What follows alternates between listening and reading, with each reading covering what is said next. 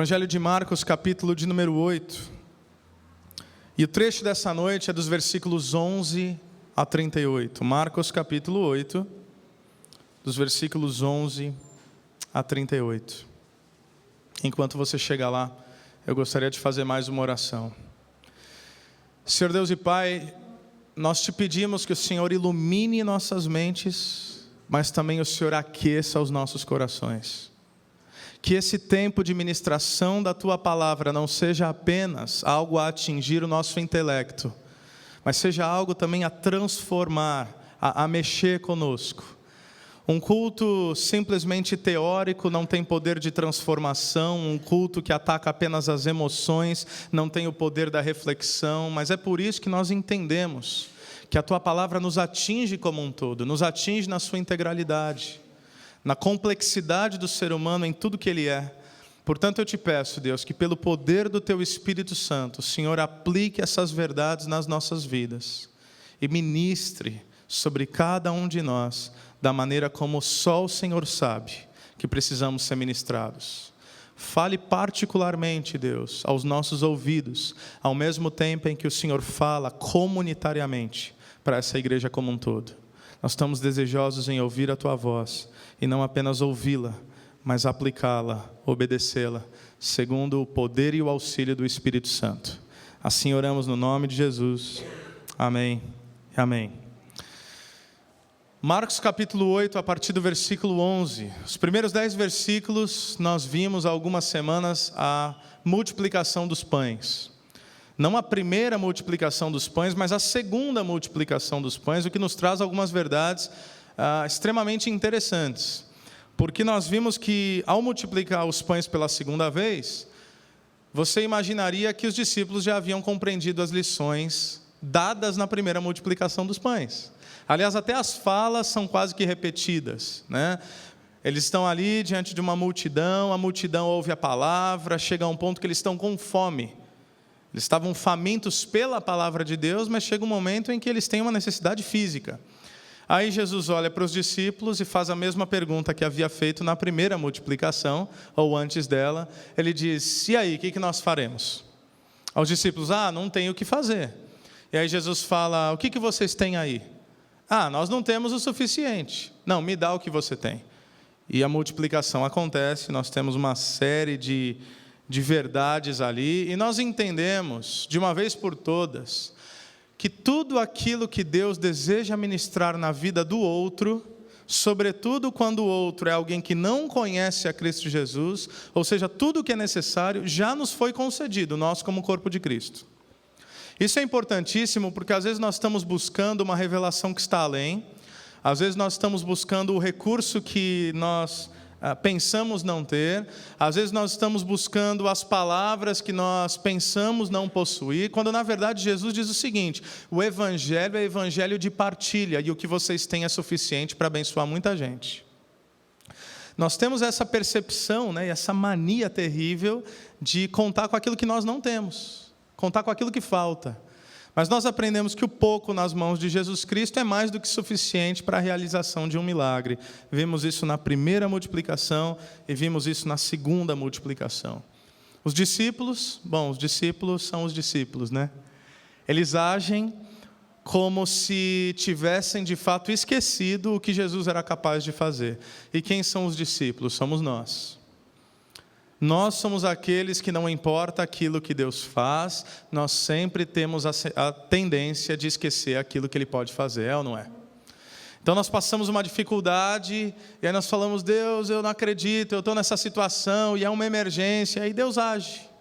É porque Deus não é tomado de assalto por absolutamente nada, Deus não é surpreendido, Ele é soberano, conhece o fim desde o princípio, está tudo certo para Ele. Então, enquanto nós estamos apavorados, Deus está tranquilo, até que chega um momento e Ele age, e aí nós ficamos maravilhados. E a nossa fé é fortalecida, né?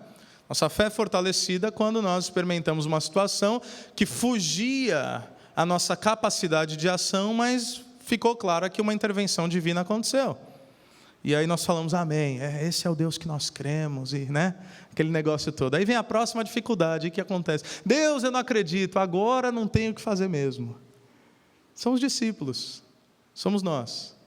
Ele multiplica os pães, aí depois falta pão, e qual era o raciocínio óbvio? Bom, ele multiplicou uma vez, ele vai multiplicar de novo, mas como nós agimos, eu não acredito. Falta recursos, sobra problemas, então os discípulos nos relembram daquilo que nós somos.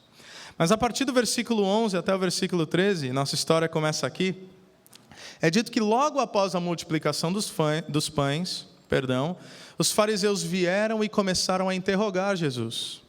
E essa interrogação não é uma indagação pura de alguém que deseja obter a verdade. A interrogação aqui nos traz uma conotação de alguém que deseja colocar o outro em descrédito, né? Então eu estou te interrogando porque na verdade eu não acredito em você e eu quero ver o que sai daí.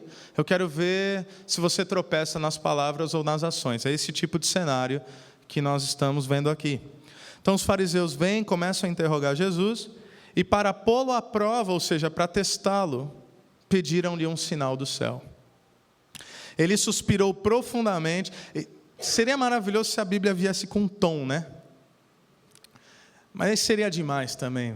Enfim, mas se a Bíblia viesse assim, não escrita somente, mas desenhada, um filme, sabe? Porque eu gosto de ler a Bíblia dessa maneira, porque quando eu imagino que os fariseus falam isso, e Marcos diz que ele suspira profundamente, o suspiro de Jesus é tipo, não acredito. Mas de novo esse negócio. Ele suspira profundamente, ele diz: por que essa geração pede um sinal miraculoso? Eu lhes afirmo que nenhum sinal lhes será dado. Então se afastou deles, voltou para o barco e foi para o outro lado. Ou seja, Jesus acaba de realizar um milagre incrível. Mais de 4.000 homens são alimentados apenas a partir de 7 pães e alguns peixes, fora mulheres, fora crianças. Então uma multidão facilmente aqui de 12.000, talvez 15.000 pessoas, talvez mais.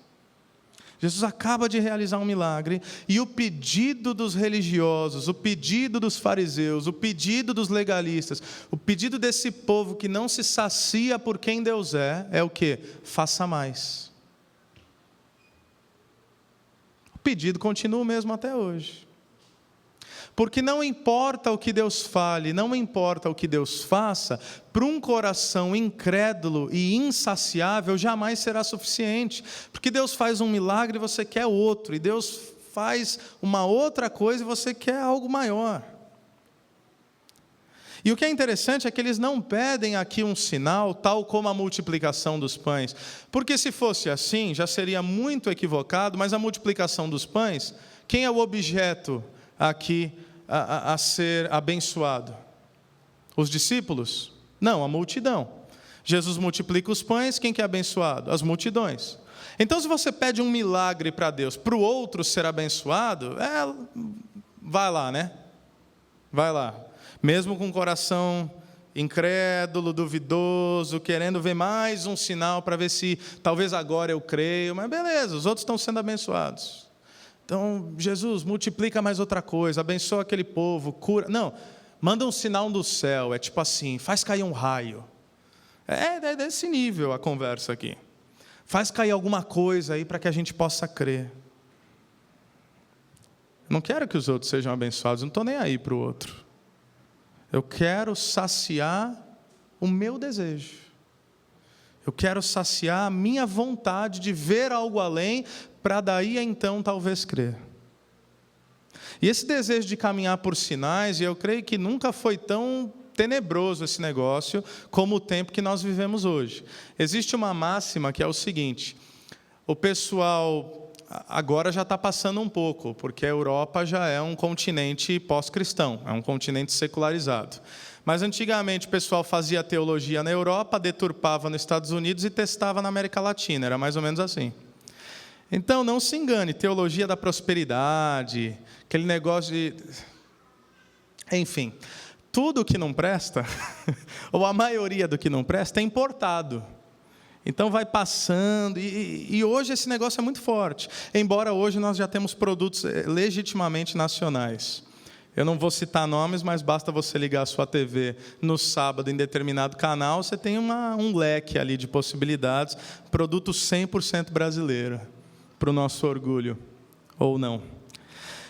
O desejo de caminhar por sinais é a prova de que nós nos recusamos a desejar viver pela fé. E isso é profundo, por mais simples que pareça. Porque nós achamos que só deseja caminhar por sinais aqueles, de repente, de um movimento neopentecostal, aquelas bizarrices que a gente vê ao extremo, quando, na verdade, nós temos que sondar os nossos próprios corações. Onde é que está fundamentada a nossa fé? Porque eu não conheço ninguém que realmente viveu para Deus. Eu amo a história da igreja, eu amo ver como Deus usou diferentes homens e mulheres ao longo do curso da história, mas eu não conheço ninguém, não conheço um sujeito que vivia caminhando por sinais e milagres e realizou de fato um impacto positivo no mundo. Pode ter causado impacto, não positivo. Ninguém. E quantas vezes nós agimos assim? Você já orou assim? Talvez você não tinha dimensão do que isso significava, mas você já orou assim: Deus, eu preciso ver. Você já orou assim. Não adianta ficar com essa carinha bonitinha. Eu te conheço, você já orou assim. Deus, eu preciso me sentir amado. Me dá um sinal que o Senhor me ama. E às vezes isso vai de uma angústia profunda, né? Eu não quero retalhar esses irmãos que no meio de uma angústia profunda fazem uma oração como essa, mas nós temos que entender o que isso simboliza.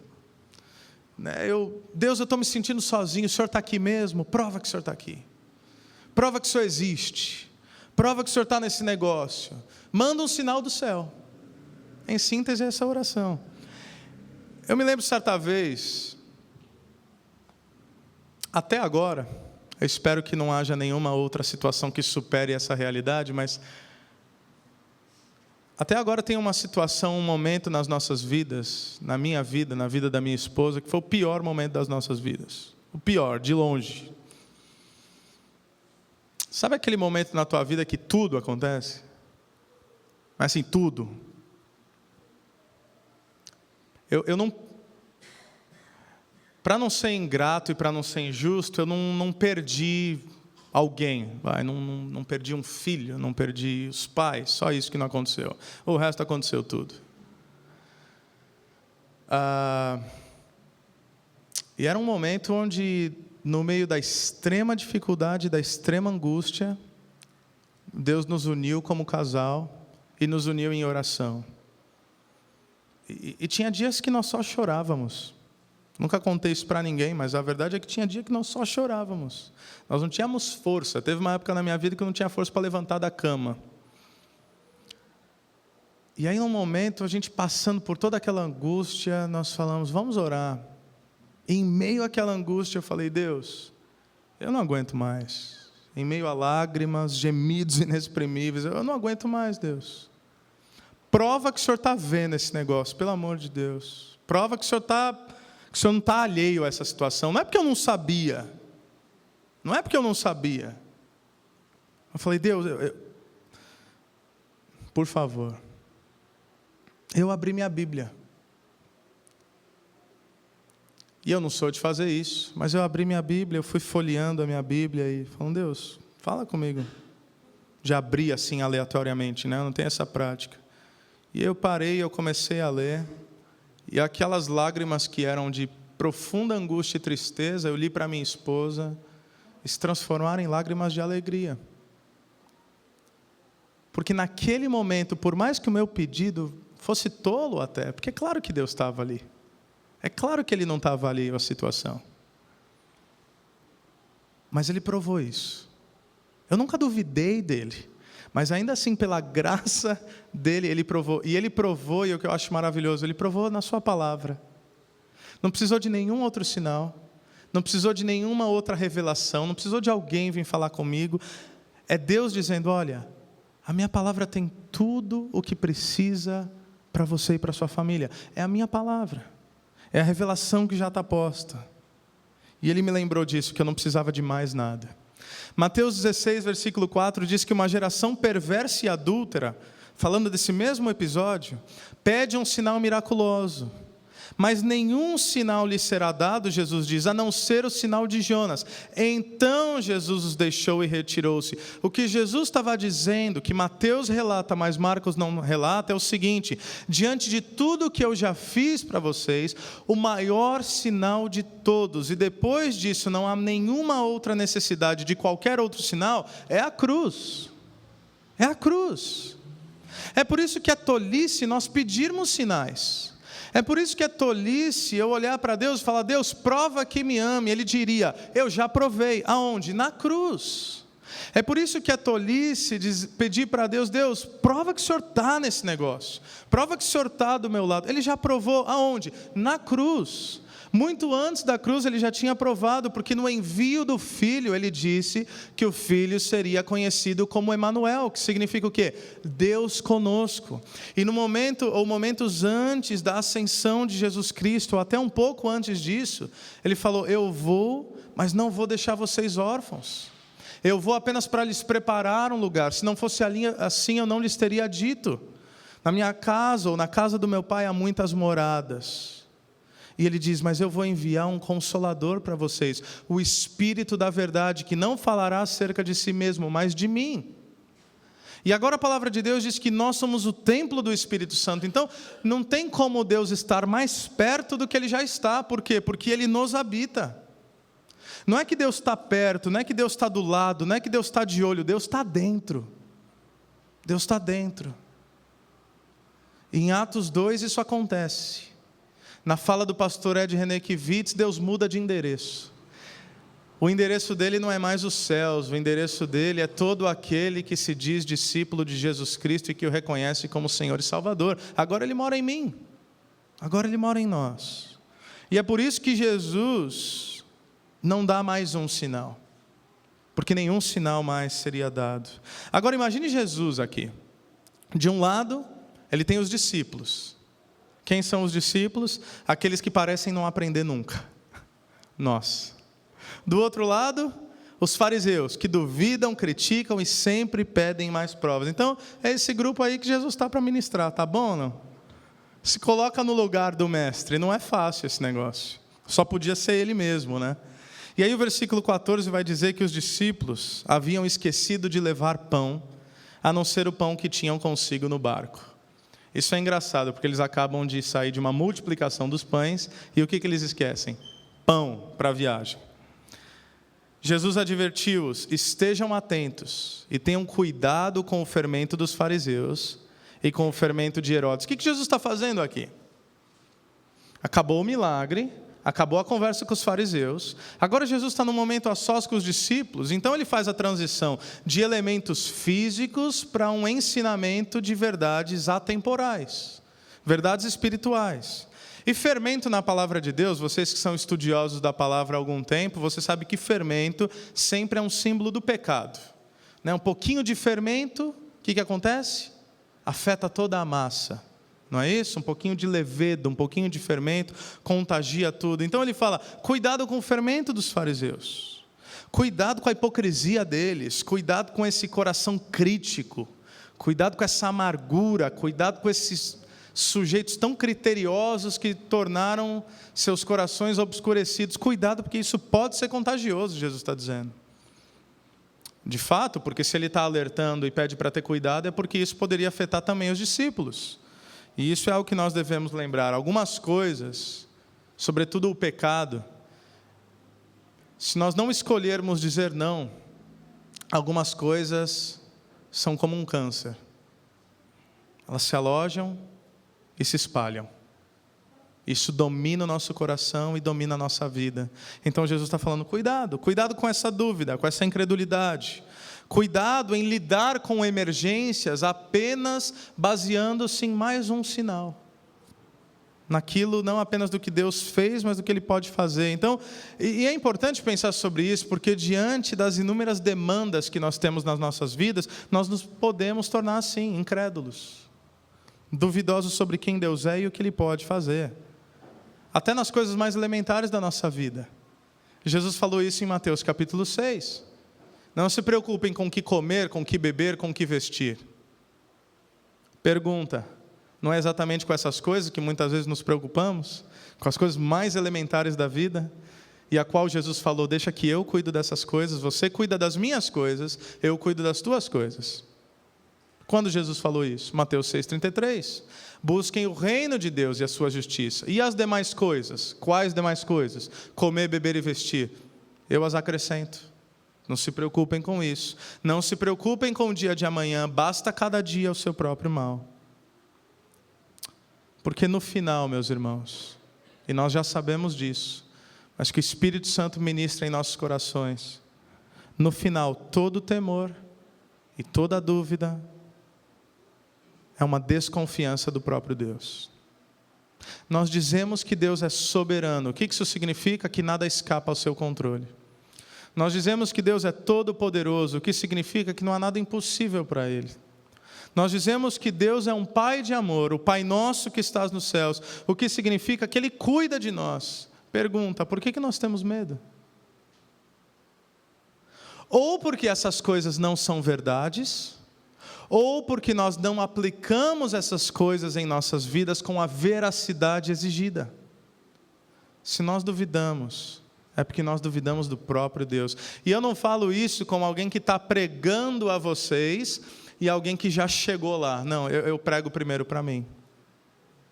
Porque como eu duvido, como eu tenho medo, como às vezes diante da dificuldade eu falo, Deus, e agora? Se Deus falasse comigo audivelmente, Ele diria, agora o quê, meu filho? De novo a gente vai começar essa história? Agora o quê? Mais uma, você já sabe como termina. Eu cuido, você me glorifica, a gente passa para a próxima e está tudo certo. Deus é tão gracioso. Deus é tão gracioso, e essa é a razão pela qual nós ainda estamos aqui. Então Jesus está falando de verdades espirituais, verdades profundas. E olha o versículo 16. E eles discutiam entre si dizendo, é porque nós não temos pão. Então Jesus fala de fermento, o que eles pensam? Caramba, Jesus está dando uma indireta para a gente, falando de fermento, porque a gente esqueceu o pão, não acredito. Esses discípulos, viu? Mas nos versículos 17 a 21, ele diz, percebendo a discussão, Jesus lhes perguntou, por que vocês estão discutindo sobre não terem pão? Pelo amor de Deus, gente, ainda não compreendem nem percebem, o coração de vocês está endurecido, vocês têm olhos, mas não veem, têm ouvidos, mas não ouvem, não se lembram. Quando eu parti os pães para os 5.000, quantos cestos cheios de pedaços vocês recolheram? E aí eu imagino os discípulos, né? Porque agora Jesus engrossou um pouco a conversa. Vocês têm olhos e não enxergam, têm ouvidos e não ouvem, não percebem, não escuta, não lembra. Agora responde para mim, quantos sobraram? E aí eles devem ter falado, 12. E aí depois Jesus ele diz assim, e quando eu parti os 7 pães para os 4.000, quantos cestos cheios de pães vocês recolheram? E eles devem ter dito, 7. E ele disse, então, vocês ainda não entendem? Jesus está tentando expandir a compreensão dos discípulos. Jesus está tentando expandir a nossa compreensão. Quando ele fala, vocês não compreendem nem percebem, Jesus está tentando trazer à memória tudo quanto eles já tinham vivenciado. E Ele faz o mesmo conosco. Porque nós sempre devemos nos lembrar da fidelidade passada de Deus. Para quê? De modo a permanecer no presente. Quando nós lembramos quem Deus é, e o que Ele já foi capaz de fazer, e eu tenho certeza aqui, não importa o tempo de caminhada com Cristo que você tem, se é 10 anos, 30 anos ou 1 mês, eu tenho certeza que você já tem testemunhos para contar do amor, da graça e da misericórdia de Deus. Então lembrar de quem Deus é e lembrar do que Deus fez, acalma o nosso coração. Por que nós andamos tão ansiosos? E nós já vamos falar sobre isso daqui a pouco.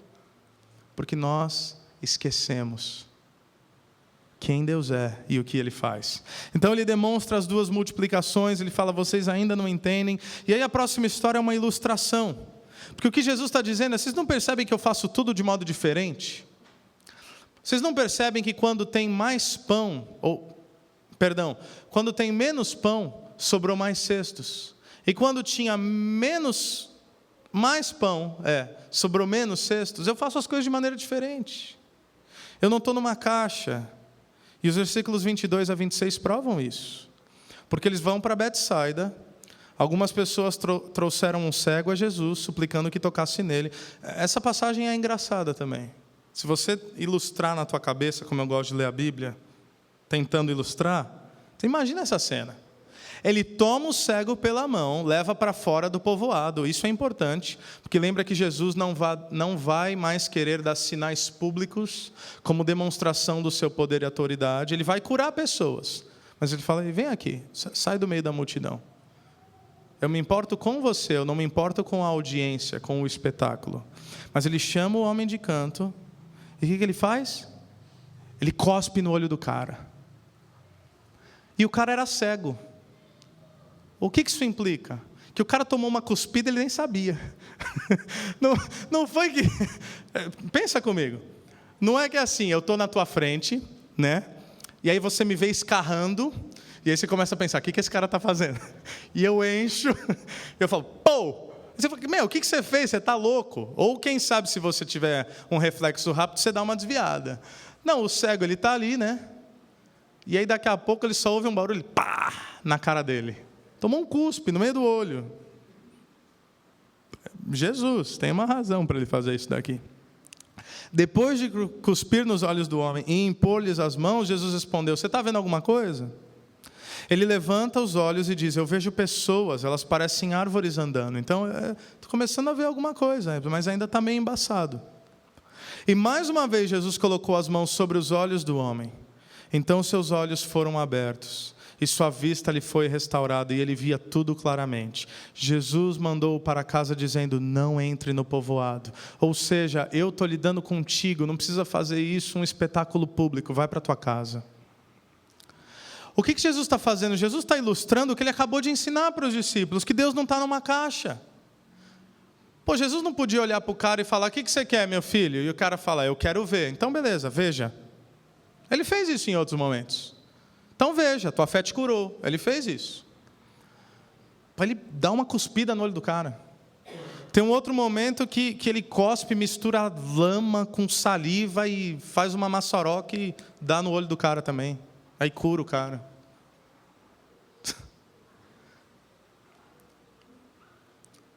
Pensando de modo muito simples, Jesus está falando, olha, vocês não podem conter a minha ação.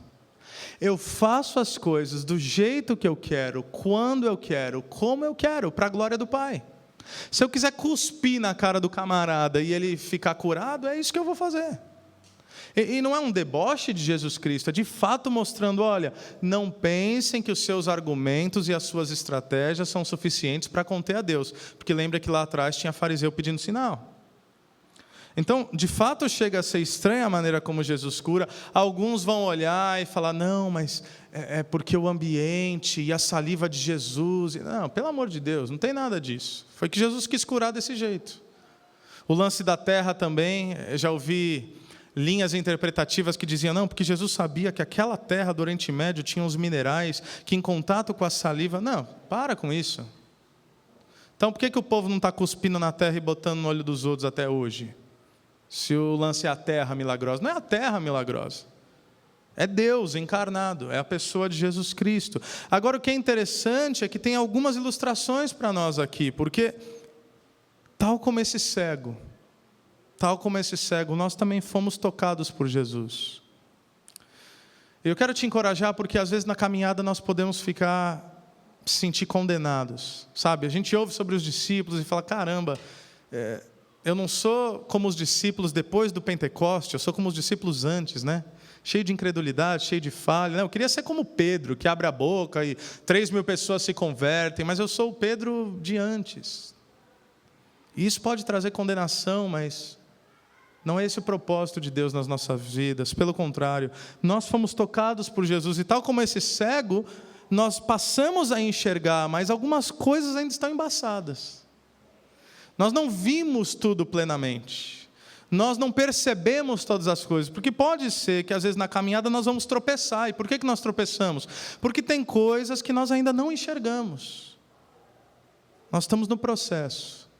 Mas a graça de Deus está no fato dele perguntar para nós: você está enxergando direito? Mais ou menos. E o que ele faz? Ele toca novamente em nós. Ou seja, como Paulo diria aos Filipenses: aquele que começou a boa obra há de completá-la até o dia de Cristo Jesus. Nós estamos em processo, e isso faz com que nós sejamos mais graciosos com nós mesmos e com os nossos irmãos. Porque agora eu olho para o meu irmão e eu tenho que ser relembrado de que ele é uma obra em processo, não finalizada. Você quer graça para si? Seja gracioso com teus irmãos. Você quer ser perdoado? Perdoe. Por quê? Porque às vezes nós olhamos para um irmão e falamos: mas não é possível que ele não vê isso. Talvez ele não vê mesmo. Talvez ele não vê. E quem sabe com o auxílio da comunidade, com o Espírito Santo e com o toque de Jesus, ele passe a enxergar coisas que outrora não enxergava. E a história continua, nós estamos chegando quase ao fim. Jesus e os seus discípulos dirigem-se então para os povoados nas proximidades de Cesareia de Filipe. No caminho ele lhes perguntou: quem o povo diz que eu sou? Eles responderam: alguns dizem que és João Batista, outros Elias e ainda outros um dos profetas. A questão aqui, meus irmãos, é identidade. E é uma questão importantíssima. O que Jesus está perguntando é: o que o mundo pensa de mim?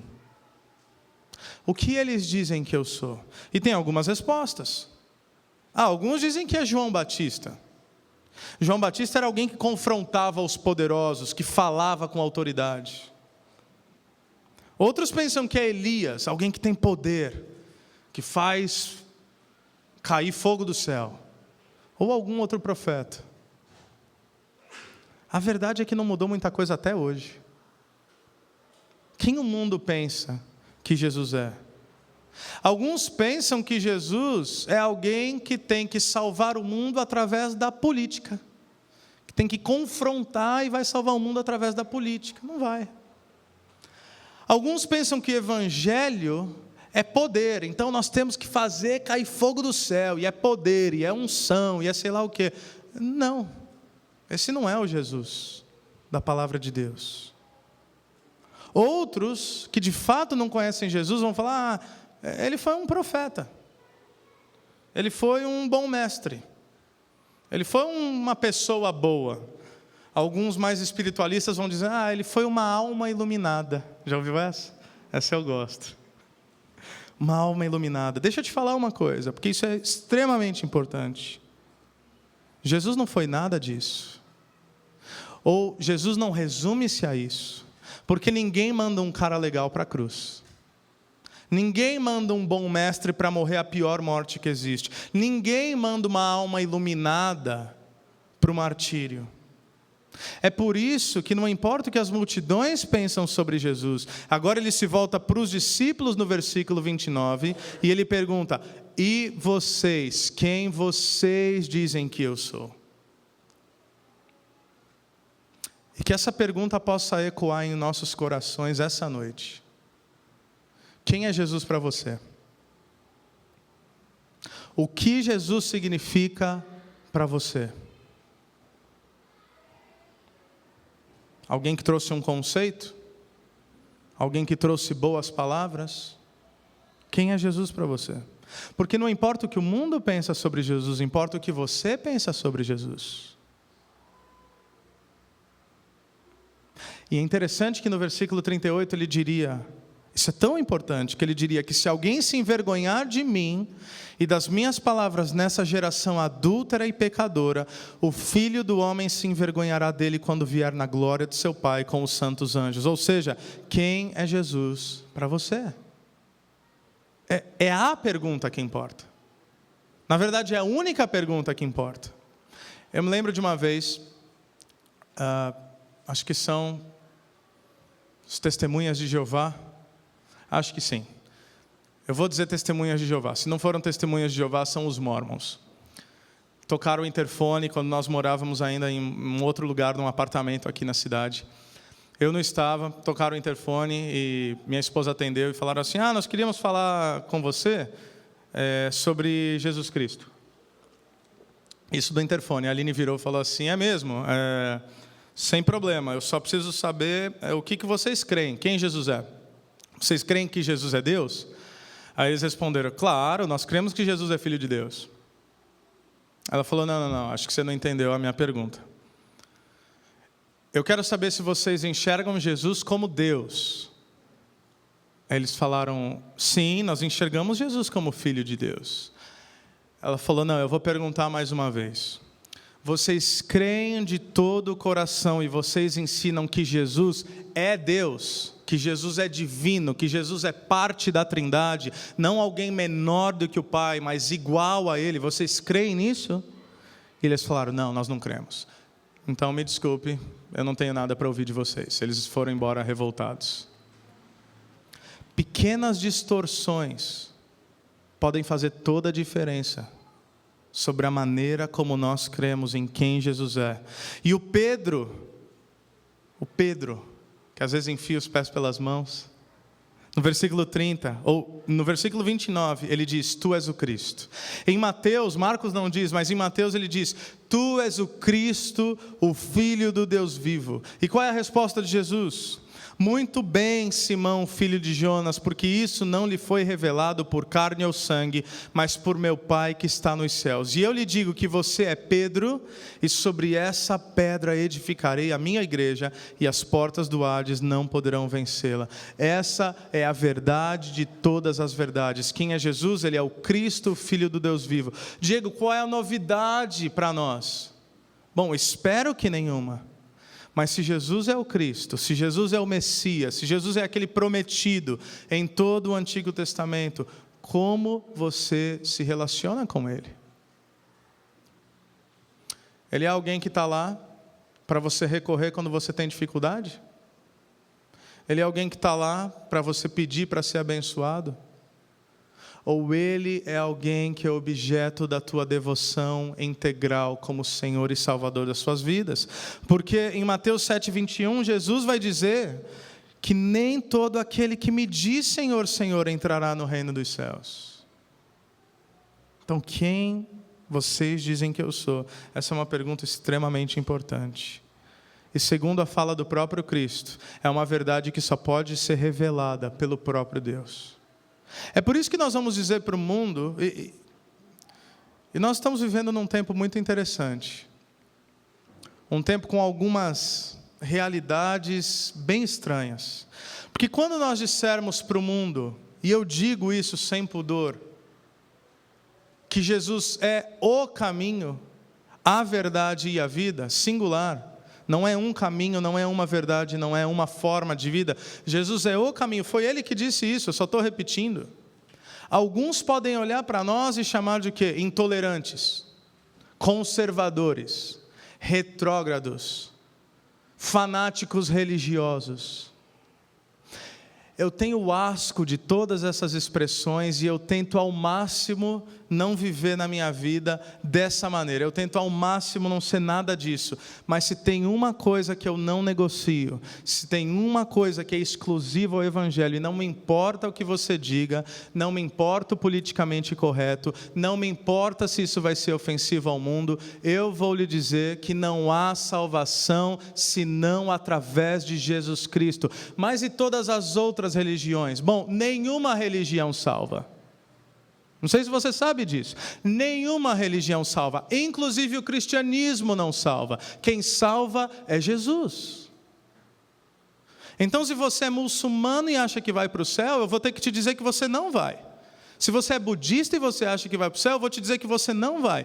Se você é um cristão nominal e não tem relacionamento com Cristo e você acha que vai para o céu, eu vou falar que você não vai. Seja você católico, seja você evangélico, seja o que for. A única maneira de ser salvo, não há nenhum outro nome nos céus, na terra ou abaixo da terra, pelo qual alguém possa clamar e ser salvo, senão o nome santo de Jesus. É a esse nome que o Paulo diz que todo joelho se dobrará e toda língua confessará que Ele é o Senhor, para a glória de Deus Pai. E a isso a igreja de Cristo deve dizer amém. Essa é a verdade. Essa é a verdade. O Evangelho é inclusivo em quase todas as coisas, mas nisso o Evangelho é exclusivo. Não há salvação senão em Jesus. o Cristo das nossas vidas. Isso não diz respeito ao conceito teórico. Não é uma ordem filosófica, é graça de Deus. E se você está aqui essa noite, dificilmente eu faço isso, mas por questão de tempo eu não vou terminar esse texto. É muito rico o final desse texto para eu simplesmente correr. Mas se você está aqui essa noite e você crê em Jesus Cristo como Senhor e Salvador da tua vida, levanta as mãos para os céus e saiba de uma coisa: isso é graça. Se você crê em Jesus Cristo como Senhor e Salvador das suas vidas, saiba de uma coisa: não foi eu que te convenci, não foi nenhum outro pastor que te convenceu, não foi o padre que te convenceu, não foi alguém que falou de Jesus para você e te convenceu, foi o amor imensurável do Deus do universo que veio pelo seu Espírito Santo, inundou a tua vida e te convenceu da mais pura verdade de todos os tempos, que Jesus Cristo é o nosso Senhor. E isso é graça. E isso nos enche de alegria, isso nos enche de gratidão, isso nos faz amar o nosso Deus ainda mais, porque eu olho para quem eu sou, eu olho para a santidade dele e eu me pergunto: por que eu? E ele responderia: porque eu escolhi te amar. Porque eu, com tantos pecados, com tantas falhas, com tantas dificuldades, ele diria: porque eu te amo, e porque agora eu vejo o meu filho em você. E por mais que aos teus próprios olhos você seja imperfeito, aos meus olhos eu já te vejo como obra completa. Porque Paulo vai dizer aos Efésios que ele já nos vê assentado em lugares celestiais em Cristo Jesus. Se isso não nos faz cair de joelhos, eu não sei mais o que faz. Graça sobre graça. Jesus olha para Pedro e fala: não foi carne ou sangue que te revelou isso. Não foi uma leitura qualquer que te revelou isso. Foi Deus. Deus escolheu se revelar a você. E como isso é maravilhoso. E como isso nos traz quebrantamento. Porque agora, se é graça sobre graça, eu não olho mais para ninguém com o espírito de juízo. Porque eu não mereço nada.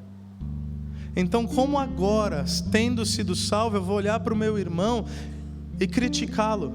Não, ele não merece, mas ele não merece tanto quanto eu não mereço. É por isso que todo ser humano carece da graça de Deus. E glórias a Deus, que nem carne ou sangue nos revelou, mas o Espírito Santo de Deus nos revelou que Jesus é o Cristo, é o amado da nossa alma, é o pastor das nossas vidas. Aquele a quem nós podemos dizer: o Senhor é meu pastor, isso me basta, nada me falta, para a glória de Deus Pai. Amém? Que nós jamais nos esqueçamos disso, da identidade de quem Ele é, do que Ele tem feito, e que isso nos faça ter o coração dilatado e os pés apressados, porque essa verdade que nós recebemos não pode parar em nós. Concorda comigo? Não é possível que algo tão sublime fique parado em nós, mas que nós possamos compartilhar o mundo, porque esse é o propósito da nossa existência: revelar um Deus outrora desconhecido pela humanidade, mas que se manifestou através do Filho e se manifesta também através de nós, os seus filhos. Amém?